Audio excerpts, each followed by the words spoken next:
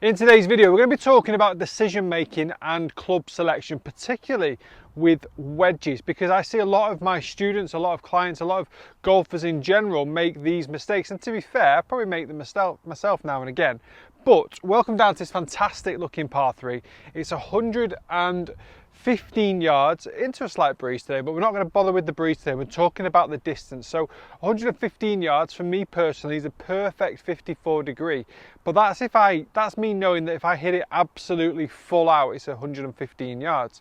Now, I often say, and I do this myself, do not hit wedges like pitching wedge, sand wedge, gap wedge, lob wedge. Don't hit them full, because it's very, very difficult to control the spin, the height, and more importantly, to control the distance. And I think by trying to force it sometimes, you then start to lose strike. So for me, from this sort of distance, I will club up. So for me, I would hit a gap wedge, because that way then I don't have to hit it full power, and I've got a little bit more control of my golf swing and my tempo, or at least I think I do, and I'm able to then concentrate on the quality of strike. If you've got a sand wedge and you're trying to make sure that you get the right distance, you're concentrating on creating as much power as possible, and therefore not on purpose but neglecting strike, and that is always going to be an issue, particularly with the wedges. I think sometimes you can kind of get on there and go, oh, this is a full 7-iron, I hit it full power. That's fine, but once you get down to pitching wedge and sand wedge, the spin and how the golf ball reacts off the club face is so inconsistent from a full shot with these style of clubs. So I would often just grab one extra club and just get a feel that you're swinging it 3/4. So imagine you're inside of a clock face, your lead arm is pointing down to 6, and you're just going to swing it back to 3/4, which would be 10 o'clock for me as a right-handed golfer. Now I've got to swing back to here, and I'm going to try and get a nice high finish on the way through. So I've got an extra club. I'm not panicking about how far I'm going to hit it, but I've got plenty of club in my hand just to get a controlled swing through the shot, get a quality of strike, and I get my distance there, rather than getting onto the golf hole and panicking, losing tempo, losing timing.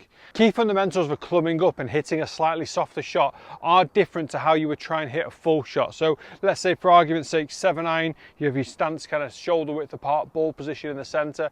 Even when you were trying to maybe hit a full pitching wedge or sand wedge, you would adopt the same style of setup. What I would try and do for this though is actually just narrow the stance a little bit and actually just start to open the stance and the hips a little bit towards the target.